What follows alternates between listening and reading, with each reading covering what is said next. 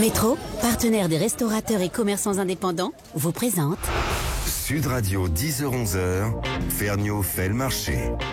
Bonjour à tous mes amis, un bon dimanche matin, peut-être avant d'aller au marché vous-même, on va se parler d'un événement qui s'est tenu le mois dernier du côté de Lille, dans les Hauts-de-France. Oh, on dit les Hauts-de-France, mais moi j'aime bien dire le Nord, parce que c'est le nom du département. À Lille dans le Nord, eh bien il y avait The Fork Awards. Oui, bon, c'est pas très ch'ti comme appellation. Les awards, c'est-à-dire les récompenses du site de Fork. Alors, pour ceux qui ne connaissent pas de Fork, qui connaissaient la fourchette, c'est un grand site de réservation. Alors, j'étais à Lille pour aller voir le palmarès, pour aller voir tous les beaux chefs qui étaient nommés ce soir-là. D'ailleurs, on en aura plusieurs dans l'émission. Mais d'abord, encore faut-il comprendre ce qu'est The Fork.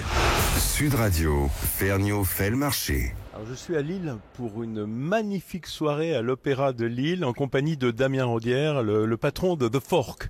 On dit The Fork, c'est la fourchette. D'ailleurs, est-ce que les deux noms sont acceptés ? Alors les deux noms maintenant sont acceptés puisque les gens ont pris l'habitude de continuer d'utiliser The Fork et surtout quand ils voyagent, ils retrouvent la même application ou qu'ils se déplacent en Europe. Donc pour eux, c'est un gain de temps aussi et ils sont très contents de ça.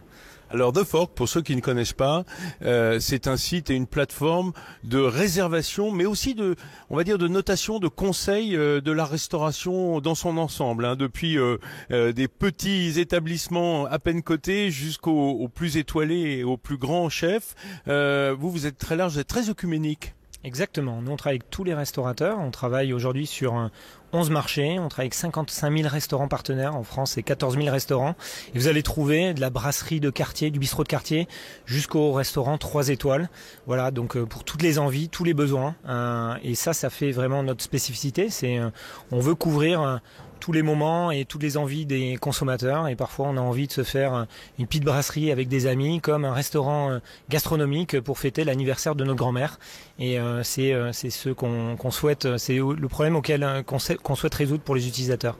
Damien Rodière, le guide papier a longtemps été le seul moyen de s'y retrouver dans cette forêt de restaurants, et pas seulement de restaurants d'ailleurs, comme vous le disiez, des brasseries, des bistrots et peut-être même de la petite restauration. Mais aujourd'hui, évidemment, le digital s'est imposé à nous. Nous avons tous un ordinateur dans la poche qui est notre smartphone. En fait, cette application, c'est aussi un guide. Vous êtes aussi prescripteur. Exactement. On est tout à fait un guide qui permet de rechercher un restaurant en fonction de vos critères de choix. Donc ça peut être un type de cuisine, ça peut être un lieu. C'est aussi vérifier la disponibilité du restaurant, puisqu'en temps réel, vous allez savoir si le restaurant a de la place pour vous ou pas. Et ensuite, vous allez avoir un contenu qui va vous aider dans votre choix. Donc ça va être des photos, ça va être un menu et ça va être des avis et des notes des clients. Il faut savoir que ces avis et ces notes des clients, c'est des clients qui sont réellement présentés au restaurant, puisque c'est des clients qui ont réservé au restaurant et qui ont honoré leur réservation. Donc il y a une fiabilité de l'information qui est vraiment... Oui, parce qu'aujourd'hui, on peut avoir des avis qui ne valent rien ou qui sont téléguidés par certains restaurants. Vous êtes un peu l'arbitre en fait des avis sur le net. En tout cas, on s'attelle à avoir l'information la plus fiable et pertinente possible pour aider les utilisateurs à trouver le bon restaurant, et c'est ça aussi notre mission, quoi. Alors, excusez-moi, mais moi je vais vous poser une question qui est d'ordre un peu philosophique, et notamment en ce qui concerne la cuisine. On est dans une ère où tout le monde a voix au chapitre, grâce aux réseaux sociaux et notamment certains qui sont très actifs. Tout le monde a voix au chapitre, qu'ils soient on va dire qualifié ou non. Est-ce que c'est pas la limite de l'exercice? Quand on dit c'est ce qu'a fait le Zagat sur du papier il y a une vingtaine d'années, aujourd'hui vous faites la même chose, c'est-à-dire que vous faites confiance aux clients, mais sont-ils qualifiés pour donner leur avis? Alors je crois que avant, quand on recherchait un restaurant, en général, on faisait référence à ses amis, à sa famille, pour qui nous suggéraient quels étaient les bons établissements. C'est un peu ça qu'on fait avec les avis des utilisateurs. C'est le bouche à oreille digital. Ça ne veut pas dire que c'est pas compatible avec les guides papier. On est d'ailleurs le premier partenaire du guide Michelin. Ou les journaux, ou les journalistes. Exactement. On est partenaire de beaucoup de médias. Ça peut être le Figaroscope, ça peut être le Fooding, ça peut être le Michelin. Et du coup, on s'appuie aussi sur ces partenaires pour aider les utilisateurs à identifier le bon restaurant. Donc, moi, ce que je pense, c'est que que les utilisateurs, ce qu'ils recherchent, c'est surtout les informations les plus pertinentes. Et parfois, ça peut être l'avis d'un client. Ce qu'on conseille en général, c'est de regarder plusieurs avis avant de se faire une bonne idée de l'expérience qu'on va vivre au restaurant. Mais ça peut être aussi compléter ça avec aussi lire un descriptif sur un guide papier ou un média comme le Michelin, comme le Figaroscope. Il y a plein de médias aujourd'hui qui font très bien leur travail. Je ne crois pas que ce soit l'un ou l'autre. Aujourd'hui, ce qu'on sait, c'est que les gens, ils cherchent à avoir l'information immédiate, ils cherchent à avoir une information exhaustive et il faut qu'elle soit accessible depuis le web. 90% des gens, avant d'aller au restaurant, ils vont sur Internet pour se renseigner sur le restaurant. Et donc c'est indispensable pour les restaurateurs de prendre en main ces outils. Je crois que c'est ça qui est important pour eux. Aujourd'hui, il y a des problèmes inhérents à la restauration. Je pense notamment au no-show. Le no-show, c'est le fait que des gens beaucoup réservent, souvent par téléphone, et pour une raison ou pour une autre, n'ont pas l'éducation, on va dire, pour dire simple, de rappeler si jamais ils ont un empêchement ou si jamais ils décident de ne pas venir, ou parfois même ils réservent dans plusieurs endroits en se disant qu'ils n'en choisiront qu'un. Est-ce que vous assurez aux restaurateurs que vous suivez qu'il y a justement beaucoup moins de ce genre de problème avec The Fork? Alors complètement, le no-show c'est un des fléaux pour lequel on apporte des solutions aux restaurateurs. Aujourd'hui, donc on est aussi un outil qui permet aux restaurateurs de comprendre le comportement des utilisateurs et grâce aux données qu'on a aujourd'hui à disposition, on est capable de voir quelles sont les typologies de clients qui peuvent être amenés à faire plus de no-show et quelles sont les bonnes solutions pour répondre à ces problèmes. Ça peut être des rappels, ça peut être de la reconfirmation et on peut aller jusqu'à une prise d'empreinte CB. Ça, c'est la solution la plus radicale mais la plus performante. Donc elle est adaptée à un certain type de restaurant. Il y a de plus en plus de restaurants qui utilisent ces solutions et ces solutions permettent de réduire les no-shows à zéro. Voilà, donc on a plein de solutions pour ça et on éduque aussi nos utilisateurs. Aujourd'hui, on a des équipes dédiées, des équipes qu'on appelle des équipes qualité qui sont là pour rappeler les utilisateurs quel est l'impact des no-shows et on va aller, et c'est ce qu'on veut faire, et ça je vous le dis aujourd'hui, des utilisateurs qui vont pas avoir des bons comportements, on les déréférence de la plateforme. Voilà. Et donc ça c'est quelque chose qu'on veut faire de façon beaucoup plus stricte, et dès l'année prochaine, on va déréférencer un certain nombre de clients qui se sont pas bien comportés envers des restaurants qui ont fait trop de no-show. En fait, assurer une certaine sécurité à vos restaurateurs. Je dis vos restaurateurs, aux restaurateurs avec qui vous travaillez. Exactement, c'est exactement ça, parce que comme vous le disiez, c'est un des enjeux majeurs. C'est une perte sèche, hein, un no-show. Exactement, un no-show, c'est un client qui s'est pas présenté, qui a fait une réservation. Un restaurant qui a 20 places assises, vous imaginez une table de 4, une table de 4, c'est 20% de son chiffre d'affaires de la soirée. Voilà, donc c'est un impact direct. Et ce qu'on veut, c'est remédier à ce problème. Donc en réduisant au maximum les no-shows, ça peut être aussi en revendant la table en last minute. Aujourd'hui, on a 30% des réservations sur l'application The Fork qui sont faites à moins de 2 heures. Donc ça montre que on est capable aussi de revendre la table du restaurateur. Donc on a des solutions pour répondre. Ouais, d'être réactif, quoi. Exactement. Damien Rodière, c'est une application. Alors moi je parle de l'application évidemment sur le smartphone parce que c'est sûrement la plus utilisée. C'est une application qui est gratuite. Exactement. Pour l'utilisateur. Oui, c'est une application gratuite qui est utilisée tous les mois par 20 millions de personnes. Voilà, et qui vous permet simplement, vous avez un moteur de recherche, vous pouvez rechercher en fonction de là où vous vous situez un restaurant sur un certain nombre de critères et ensuite réserver très facilement dans le restaurant de votre choix. Mais alors, si c'est gratuit, qui vous paye? Quel est le modèle économique de The Fork? Est-ce que ce sont les abonnés, je veux dire les restaurants qui travaillent avec vous? Est-ce que c'est la publicité? Est-ce que vous revendez des bases de données clients?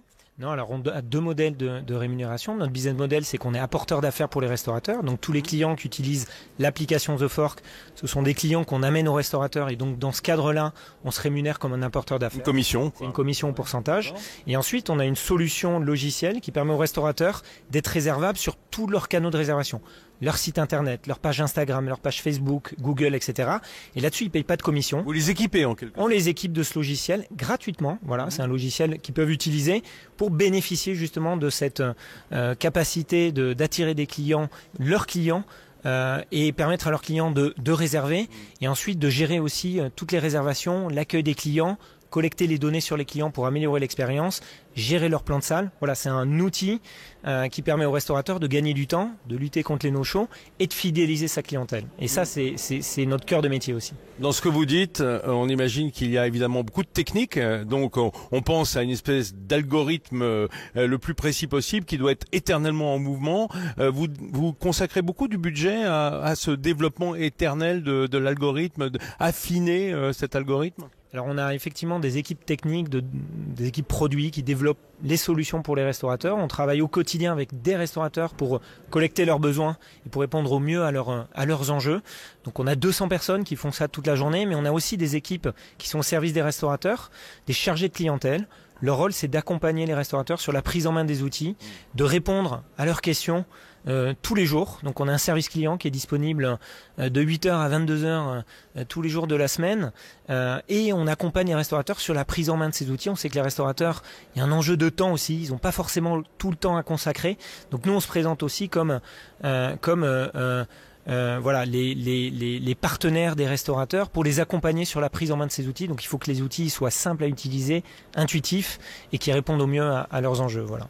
Alors The Fork, c'est européen, il faut bien le dire, avec certainement aussi un peu des problématiques différentes. Ça demande une adaptabilité dans les différents pays. Ou est-ce que vous appliquez la même règle à tous? Alors il y a effectivement quelques spécificités locales. Typiquement, quand vous allez au restaurant en Espagne, en général, vous réservez pour un restaurant en Espagne, le pic de réservation, c'est plutôt vers 21h30, 22h. Donc on a des comportements qui sont différents, on a des enjeux qui sont différents. Donc on s'adapte à ces spécificités locales. L'idée, c'est d'être pertinent sur les marchés et de s'assurer que le consommateur on va pouvoir au mieux répondre à ces enjeux et le restaurateur de la même façon. Ce soir, c'est la cérémonie des awards, donc les récompenses de l'année pour certains de vos restaurateurs dans différentes catégories. C'est important pour vous de faire une grande messe en réunissant justement tous vos adhérents, je ne sais pas comment on les appelle. Alors déjà, une précision, dans le cadre des awards, le prix peut être décerné à tous les restaurateurs. C'est-à-dire que c'est pas une sélection des restaurants qui travaillent avec nous. Il y a des restaurants qui ne travaillent pas avec nous, qui sont nommés par les parrains et les marraines que sont des grands chefs. Cette année, on a 80 parrains et marraines, des chefs étoilés. Il n'y a pas une liste, vous ne soumettez pas une liste, ils peuvent prendre qui ils veulent. Exactement. Il y a des critères de sélection. C'est des critères de sélection, il faut que ce soit des restaurants qui est nouvellement ouverts et il faut que ce soit des restaurants qui n'aient jamais été révélés par un grand guide, donc qui n'aient jamais fait les grands titres. Et ces restaurants-là, ensuite, on les soumet au vote du grand public. Donc ensuite, c'est le grand public qui décide.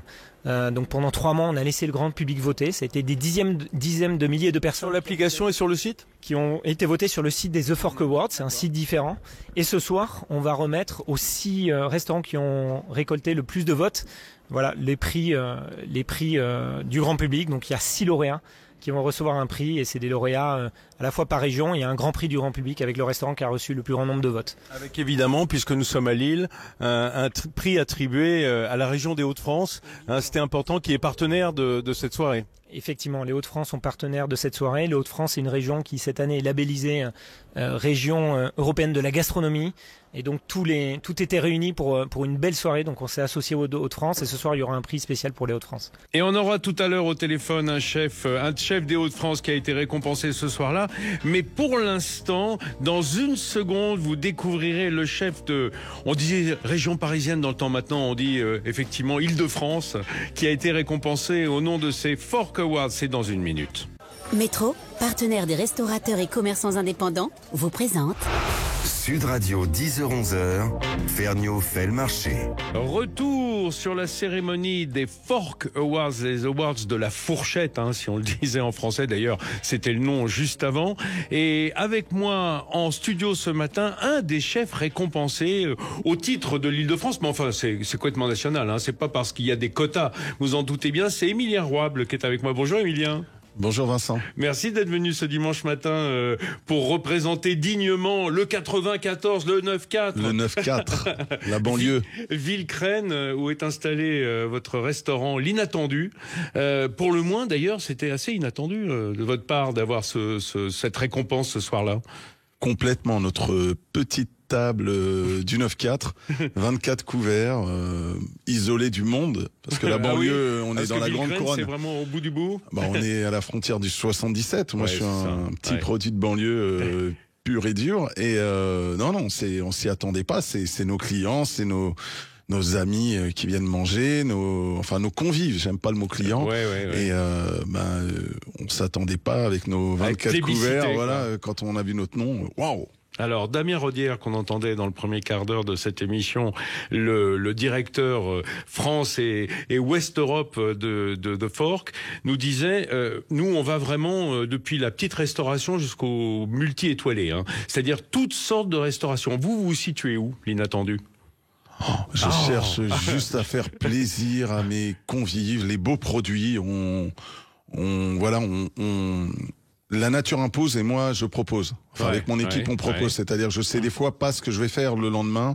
Je donne des cours de cuisine. Oui, complètement. Il y a la ferme aux abeilles qui fait des produits bio magnifiques juste à côté. Donc des fois, ça m'est arrivé une fois de dire à Steve, emmène-moi des brocolis. Il m'a ramené des choux de Bruxelles.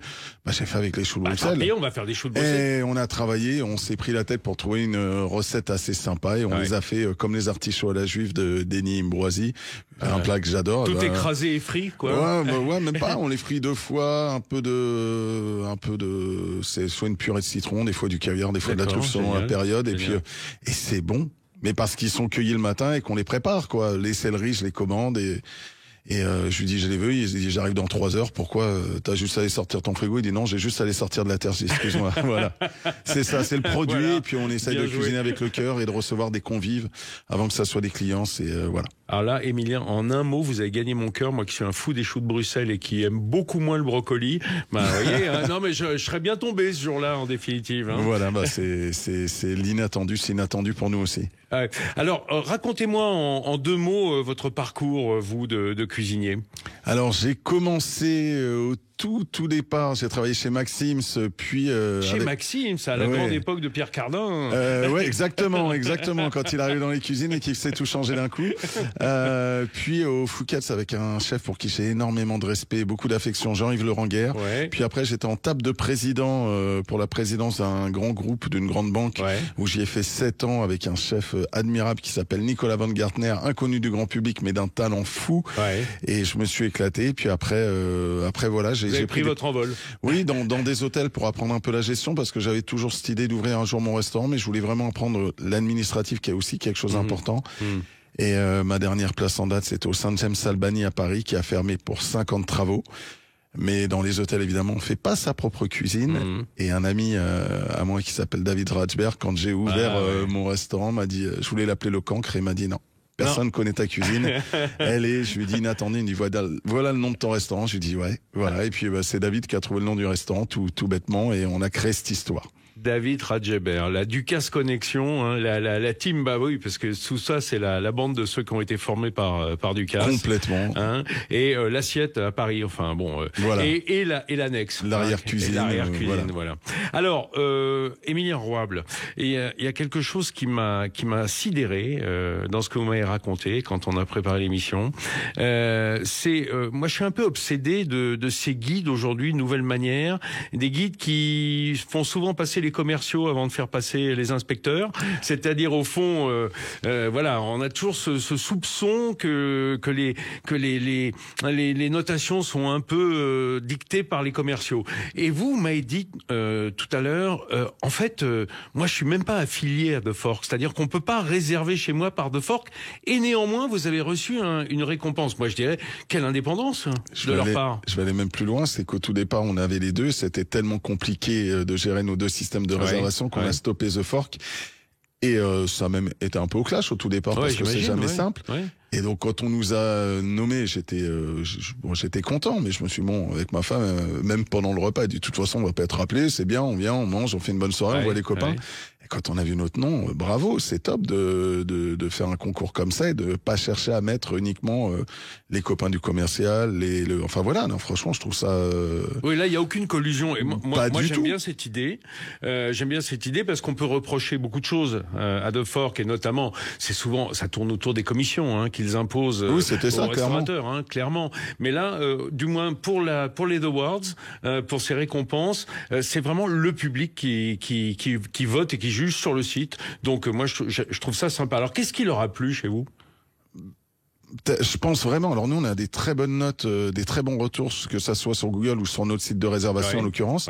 Mais je pense vraiment bon, il y a de la cuisine évidemment parce qu'on cuisine, on fait des plats, on fait du lièvre à la royale, on cuisine. La vraie cuisine, quoi. Oui, on cuisine, on a des produits, on a des jus, on a des fonds, on n'est pas là pour mettre 3 brindilles sur une feuille, des vrais légumes. Mais je pense qu'on a aussi un sens de l'accueil. Déjà, les gens rentrent, passent devant la cuisine et on dit bonjour et on leur sourit. Il y a des gens qui disent waouh, c'est agréable, mais on est accueillis. Mais à la base, si je dis pas bonjour à la personne qui arrive et que je tire la tête, je peux lui offrir 15 coupes de champagne, je rattraperai jamais le truc. Alors que rien que de faire un sourire à quelqu'un, c'est gratuit, ça fait plaisir et voilà, vous arrivez même chez des amis, ils vous sourient pas, ils font la tête, vous asseyez, ils peuvent vous ouvrir un Pétrus, ça gagne pas, on n'aura pas passé une bonne soirée. Un sourire, c'est gratuit, ça fait plaisir. Je pense vraiment que ça y joue. Comme disent les Américains, on n'a jamais 2 fois l'occasion de faire une première bonne impression. Oui, je pense. Je pense. C'est ça. Je pense complètement. Donc tout de suite, on accueille. Voilà. L'accueil. Et ensuite, votre cuisine, parce que vous avez du mal à la définir en disant on fait une cuisine de marché. Moi, je trouve que ça rentre dans la catégorie de ce qu'on appelle la bistronomie, c'est-à-dire une cuisine qui n'est pas prétentieuse, qui utilise les bons produits et qui cuisine quand même avec des bases solides de cuisine bourgeoise et disons connue, des goûts connus, reconnus, même si vous défrichez un peu. Complètement. Voilà, c'est pour ça que moi les termes, j'ai toujours du mal avec les termes. J'ai toujours du mal avec le terme gastro, bistrot. Des fois, je veux faire un pâté croûte et des fois on va faire des plats complètement voilà, très techniques. Non, mais on va poser des techniques, on va prendre des pintades farcies, laquées aux truffes, enfin voilà, il y a vraiment un travail derrière. Mais on le fait aussi avec l'émotion, c'est-à-dire que je peux arriver le matin et d'un seul coup il va se mettre à faire chaud, je me rappelle de ça au mois de septembre. Non. Au mois de septembre, il y a quelqu'un qui me dit vous avez une cuisine automnale. Je dis il fait que de pleuvoir, vous voulez que je fasse quoi? Et puis d'un seul coup, il y a eu un plein soleil, bim, on est reparti sur un gazpacho et un sorbet. Mais voilà, en fait, mais comme quand on rentre, là, je sais pas, quand il fait froid, on veut une raclette et quand il fait chaud, on veut autre chose. Ouais, c'est exactement ça, c'est suivre l'humeur du jour. Restez avec moi, Émilien Arroable, restaurant L'Inattendu à Villecrène dans le 94. Vous allez être mon témoin, vous allez être mon fil rouge de l'émission et dans un instant, on va retrouver un de vos camarades plus haut là-haut dans les Hauts-de-France qui a été récompensé au titre de sa région. À tout de suite. Métro, partenaire des restaurateurs et commerçants indépendants, vous présente Sud Radio 10h-11h, Ferniaud fait le marché. Un marché de chefs, un marché de saison, puisque c'était le mois dernier les récompenses du site de Forques, un site de réservation. Et on est ce matin avec des chefs comme s'il en pleuvait. Émilien Arroable du 94 qui est avec moi. Émilien, très en forme ce dimanche matin pour parler avec ses camarades. Et on est remonté le long de la 1 jusqu'au bout de la France, jusque dans la Flandre française, figurez-vous, parce qu'on dit toujours les Flandres, mais la Flandre française, c'est la Flandre. Et on est avec un autre chef, c'est Kevin Baratta. Bonjour Kevin. Bonjour. Kevin Baratta dans son restaurant au Konig van Peen. Alors c'est à Zuidpeen. Alors Zuidpeen, moi je traduis, ça veut dire le sud de la Peine. C'est une rivière la Peine. C'est bien ça. Voilà, comme Zuid-Côte, c'est la côte du sud, la côte du sud, la côte sud. Là, on est au sud de la rivière Peine, pas loin de Cassel, pour ceux qui connaissent la Flandre française. Vous connaissez pas, Émilien, le mont Cassel? Si, quand j'étais chez Florent Ladaigne, nous avait expliqué un peu les histoires du mont avec les chats, le mont des Cats aussi, tout ça, les chats qui étaient jetés à l'époque. Le mont des Cats. Voilà, exactement. Exactement. Bon, Kevin Baratta, vous êtes donc à Zuidpeen, vraiment à quelques bornes de Cassel, et vous avez été en fait récompensé par les Fork Awards au nom de la région Hauts-de-France, qui recevait cette année le palmarès en quelque sorte. Exactement. Alors, ça a dû vous faire bizarre parce que j'ai vu votre tête, j'y étais quand vous êtes arrivé, parce que au milieu de tant de beaux chefs, de pointures des Hauts-de-France, etc. Je dirais que vous êtes arrivé un peu comme un outsider dans ce palmarès. Clairement, on n'y croyait pas vraiment à cette récompense. On a joué le jeu parce que on a été nommé par Eugène Aubrèche et on se devait de jouer le jeu jusqu'au bout, donc on a fait voter notre clientèle. Ouais. Après, on savait très bien que clairement, dans notre catégorie les Hauts-de-France, il y avait des très belles maisons. Donc, on a voulu jouer le jeu à fond. Ce jour-là, on est arrivé sans vraiment de prétention, en se disant on va passer une belle soirée. Et au final, notre nom est arrivé, quoi. Et c'était la grosse surprise, quoi. Alors, vous n'étiez pas là dans le quart d'heure précédent, mais Émilien, qui est avec moi, me racontait un peu la même histoire. Il est venu détendu, en se disant, de toute façon, ça sera jamais moi. Émilien, je suis arrivé avec un maillot du PSG en me disant pas, tiens, on va me faire monter sur scène. Je vais juste chambrer les copains du Nord, ceux qui sont pour Lille. Et voilà, quoi. Ben voilà. On a assumé. Et alors, quand vous êtes monté, vous étiez avec votre femme? Exactement. Avec qui vous travaillez, d'ailleurs? Oui, on est en binôme dans ce restaurant. Ah, c'est important. Elle en salle, moi en cuisine. Rappelez-moi son prénom. Lucille. Ah, Lucille, c'est vrai, Lucille, la lumière. Alors, c'est votre lumière à vous, dans ce pays où là, où la nuit tombe un peu tôt, en ce moment, dans le nord de la France. C'est vrai. Mais du coup, alors, moi, je voudrais que vous me racontiez comment votre cheminement pour arriver à devenir restaurateur indépendant, parce que c'est pas ce à quoi vous vous destiniez au départ. Oui, alors au départ, je me suis lancé dans la restauration. Un peu grâce à mon papa qui m'a un peu poussé dans ce métier. Je suis arrivé, j'ai fait l'école hôtelière comme un peu tout le monde et je suis tombé sur un super prof qui m'a tout appris. J'ai démarré mon premier poste en tant qu'employé chez Marc Meurin à Bune. À Bune, au château.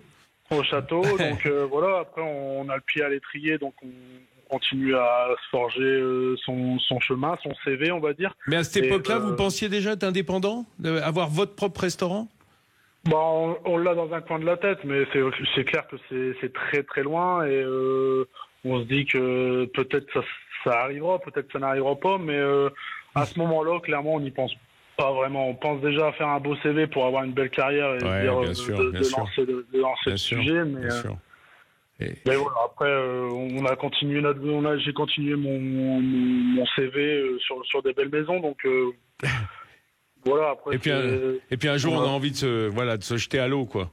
Ouais, si je puis dire. Ouais, c'est clair. De toute façon, le confinement a fait que on a réfléchi beaucoup, on s'est recentré, on s'est dit qu'est-ce qu'on fait maintenant? Est-ce que c'est le moment de se lancer? On a eu l'occasion de se lancer, on l'a fait. C'est vrai que c'était un pari à oser parce qu'on est dans un petit village où clairement, on est le seul commerce du village, donc il se passe pas grand-chose. Ouais, parce que vous aviez ça dans un coin de la tête, puis là, vous êtes dans un coin de la Flandre, quoi. On a tout fait dans un coin, quoi, mais... Un petit coin. Voilà, c'est vraiment un petit coin, là, pour le coup. Émilien, vous avez eu l'occasion de rencontrer Kevin à cette soirée? Ouais, mais en plus, ce qui est marrant, c'est qu'il y a une anecdote. Alors, nos femmes, elles ont beaucoup papoté la veille. Ouais. Enfin, nous, on a bien parlé, mais surtout nos femmes, elles commencent à se raconter un peu leur histoire, qui est commune. Parce qu'elles viennent pas du même métier. Elles viennent pas forcément de la restauration, mais surtout, c'est qu'elles viennent du même métier avant. Elles travaillaient toutes les deux en banque et toutes les deux dans la même banque. Alors pas dans la même banque physique, mais dans le même groupe, dans la même enseigne. Et Virginie dit moi quand j'ai commencé le premier service, et l'autre a dit c'est pas vrai moi aussi. Ah bah oui moi je travaillais en banque quoi moi aussi. Alors là c'est les deux toute la soirée la veille, impossible. Moi je suis content que les banquières passent en salle. Ouais, non, mais avec un verre de vin blanc ça y est c'était parti pour la soirée, on les retenait plus. Donc c'est une belle anecdote. On a grosso modo la même histoire entre le 9-4 et le 59. Mais on a une histoire qui est archi similaire, quoi. Donc c'est pour ça on était super contents qu'il gagne aussi, quoi. C'est chouette. Et Kevin, entre nous, est-ce que ça a changé la donne depuis que vous avez été récompensé par cette nomination, enfin en tout cas ce trophée des Fork Awards? Est-ce que la clientèle a doublé? Est-ce que vous faites salle complète? Oui, aujourd'hui ça fait un bon mois que c'est passé maintenant. On affiche complet tous les jours. C'est fou, mais franchement, on s'y attendait pas vraiment à se dire déjà d'être récompensé. Et on s'attendait pas, si un jour on était récompensé, se dire ça va prendre une telle importance. On s'est dit c'est tout. Là, en fait, là, ça va passer. À un moment donné, on en profite, mais ça va passer. Voilà, et ça va passer et ça va suivre son chemin.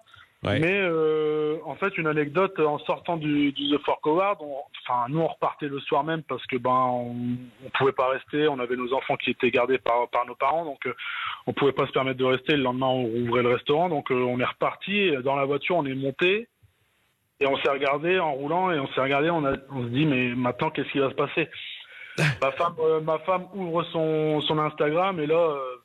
montagne de messages, montagne de demandes, enfin ça part dans tous les sens et ma femme a pris un peu peur, on va dire, et s'est dit mais comment on va réagir à tout ça? Qu'est-ce qui va se passer? Ouais, voilà.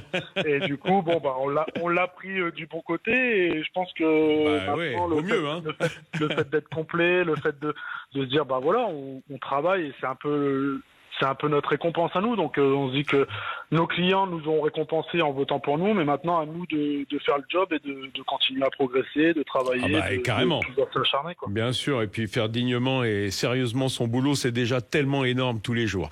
Allez, restez avec moi, monsieur le roi de Payne, parce que Konig van Payne, le nom de votre resto, ça veut dire le roi de Payne. Hein. C'est vous le roi aujourd'hui. Hein. Restez, on se retrouve dans une minute après ça. Métro, partenaire des restaurateurs et commerçants indépendants, vous présente Sud Radio 10h-11h, Ferniaud fait le marché. Allez, on est toujours avec les récompensés ce matin. Eh oui, ça fait du bien que des jeunes chefs soient récompensés. Émilien Roable avec moi de l'Inattendu à Villecrène dans le 94 et au téléphone Kevin Baratta du Konig van Payne, le roi de Payne là-haut dans le nord, dans le 59, dans la Flandre française, à une belle région de beaux produits également. Alors messieurs, vous savez, je suis allé l'autre jour à Lyon, parce que j'ai été tenté, j'ai vu une aventure, celle d'Armada. Ce sont deux copains qui ont ouvert ce restaurant ensemble. J'ai été aussi leur tendre le micro, on l'écoute ensemble. Sud Radio, Ferniaud fait le marché. Je suis avec Baptiste Rivière et Thibaut Martel qui, à eux deux, constituent une armada, une vraie armée dans la restauration lyonnaise. Bonjour Baptiste. Bonjour. Alors vous deux, vous êtes connus chez Christian Tête-Doigt, restaurateur étoilé lyonnais et MOF. Oui, c'est ça. On s'est connus il y a 8 ans. Donc c'était un peu notre première expérience gastronomique tous les deux. On est resté là-bas 1 an et demi avant de partir un peu à l'étranger.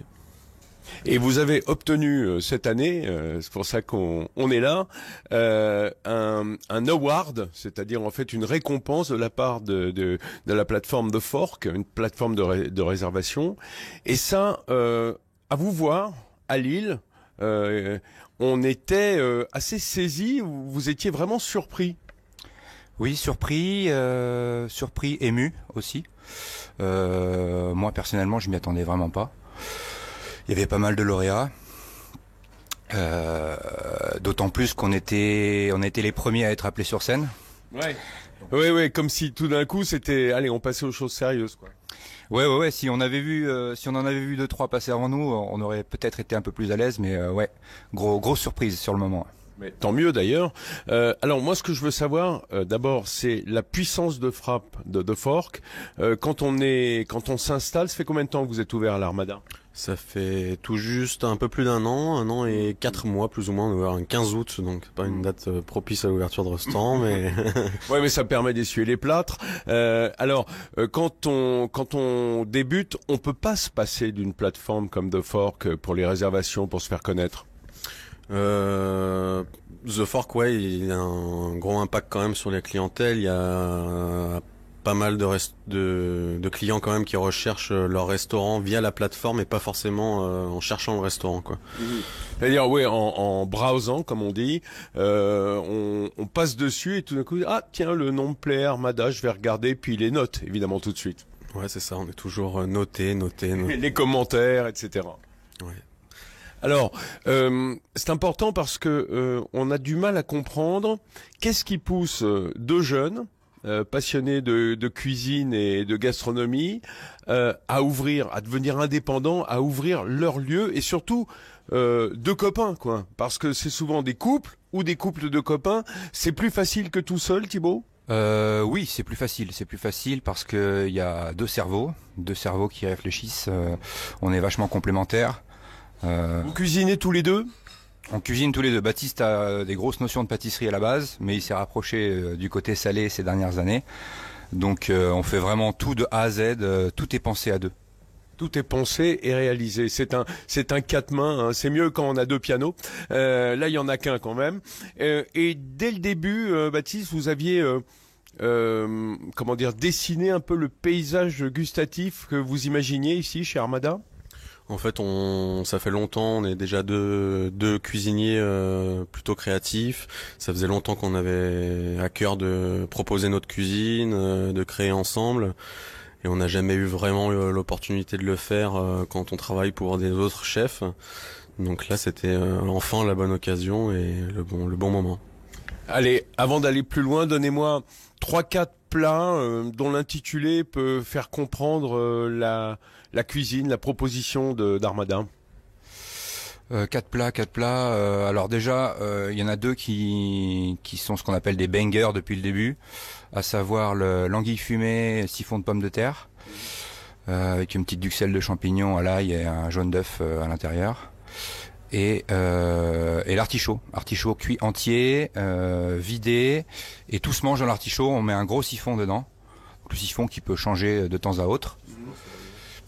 Donc, qui est souvent un sabayon, le siphon, donc c'est un artichaut un peu farci, où on détache les feuilles comme à la cantine, on les trempe dans le siphon et on termine évidemment par le cœur qui est cuit. Ça c'est pas mal, ça c'est assez complet effectivement, c'est de la bistronomie en fait, on pourrait dire, hein, vu de l'extérieur. On peut appeler ça comme ça. Après, on rentre pas vraiment dans les codes, parce que c'est vraiment au jour le jour. Cuisine du marché, quoi. C'est un peu une cuisine du marché. On évolue beaucoup avec nos fournisseurs, que des fournisseurs indépendants. On travaille beaucoup avec l'Ardèche. On évite de travailler avec les grandes centrales de distribution classiques. Donc, on fait. Ok. Dites-moi. J'ai une question. Qu'est-ce que ça a changé, cet award, cette récompense d'avoir été identifié par The Fork dans la vie de vos réservations et dans la vie du restaurant depuis 2 semaines? Moi, c'est entre 15 et 20% de réservations en plus, je pense. Et la clientèle a un peu changé. C'est une clientèle un peu plus âgée par rapport à la clientèle qu'on avait avant. Elle est plus statutaire, comme on dirait. Ils ont pas l'habitude de manger ce genre de choses. Vous voulez dire c'est les vrais familles lyonnaises qui iraient dans des bouchons tradis poussent la porte d'Armada. Ceux qui se baladent dans le quartier, oui, je pense. Ouais. Donc ça donne une autre perspective. Encore un mot, le restaurant que vous imaginiez au début, c'est celui que vous avez sans concession? Sur la cuisine et l'ambiance, c'est plutôt ce qu'on imaginait, ouais. Puis surtout une recherche permanente, des plats qui changent à chaque service. On n'a pas de carte écrite, du coup c'est une ardoise qu'on renouvelle à chaque service avec des petits arrivages comme on en parlait tout à l'heure. Je vous ai posé la question du changement dans le restaurant sur le public, hein, sur la fréquentation. J'imagine aussi que pour la presse et les médias, ça a aussi pas mal boosté, non? Oui, on a eu la semaine d'après, on a pu rentrer dans le guide du fooding aussi. On était dans les 109 du Goemio et aussi une recommandation du Michelin. Donc, comme quoi ils se copient tous ces journalistes, hein. Ouais, c'est un peu ça. Et maintenant vous qui venez nous interviewer. Qu'est-ce que c'est le plat du jour aujourd'hui, Thibaut? Il n'y a pas de plat du jour. C'est à la carte. C'est à la carte, mais aujourd'hui il y a un nouvel arrivant. Donc on a un petit barbecue japonais en cuisine. Et aujourd'hui, on fait un maquereau entier, donc complètement à plat, avec la tête, totalement désarrêtée, cuit à l'unilatéral sur le barbecue avec un petit peu de beurre clarifié, comme on aime bien faire. Petite tombée d'épinards et on a une sauce crémée à base de champignons fermentés. Si je comprends bien, un maquereau dans un bouchon lyonnais, c'est pas un bouchon ici ? Non, et surtout qu'en fait on est dans un quartier qui est le Vieux-Lyon, où on est noyé au milieu de cette masse de bouchons lyonnais. Et on a de la chance d'être dans la rue du Bœuf aussi. Donc c'est un vrai restaurant. C'est un vrai restaurant. C'est un vrai restaurant. Ils font la distinction entre un restaurant et un bouchon, et un restaurant et un bistrot. Kevin Baratta avec nous au téléphone depuis le Nord. Vous avez entendu parler de la cuisine de l'Armada. Si on devait citer un plat, eux ils disent un banger, tu sais, c'est comme un best-seller. Si on devait citer un banger de votre carte, parce que vous avez une cuisine très créative, hein, on s'attend pas à trouver de la carbonate flamande. Hein. Non, pas du tout. On fait pas de carbonate flamande chez nous, mais il y en a déjà tellement aux alentours. Bah bien sûr. Bah c'est un peu comme eux avec les bouchons autour. Et vous, votre cuisine, les 2 plats, si vous pouvez me citer, puisqu'on n'a plus trop le temps malheureusement. Moi je citerais un truc qui reste indémodable chez nous et qui reste au fur et à mesure des cartes. C'est le beignet de pavé de Cassel. C'est un fromage un peu quelle merveille. type maroilles. C'est ça, une croûte lavée, comme on dit. Exactement. Ouais. Et on le fait avec une petite salade d'endive, avec une vinaigrette à la bière et une petite huile de poireau, poudre d'oignon fumé. Et après un deuxième plat, je dirais le lièvre à la royale que j'ai appris. Que vous avez en commun avec Émilien Rouable. Hein. Vous aussi faites du lièvre à la royale. Hein. Complètement. Quand ça vous prend. Hein. Pendant toute la saison. Ouais, pendant toute la saison. Hein. Rien que ça. Bah, dites donc, ça donne envie de venir chez vous, messieurs. Merci beaucoup d'être venu, Émilien, ce matin. Merci, Kevin, d'avoir été avec nous. Avec plaisir. On va vous laisser retourner cuisiner pour vos convives et votre famille aussi, parce que le dimanche, on n'est pas toujours tous ouverts. Voilà, cette belle promenade chez nos jeunes restaurateurs mis en lumière par leurs clients, notons-le, est terminée pour cette année. Et si vous avez raté l'émission, aucun problème, vous pourrez l'écouter en podcast sur sudradio.fr et même la regarder sur YouTube. Et oui, vous aurez la belle tête d'Émilien Rouable, comme ça. On se dirige tranquillement vers les infos de 11h. Après, vous retrouvez comme d'habitude Alexandre Devecchio en toute vérité. Je vous souhaite un très beau dimanche gourmand sur Sud Radio.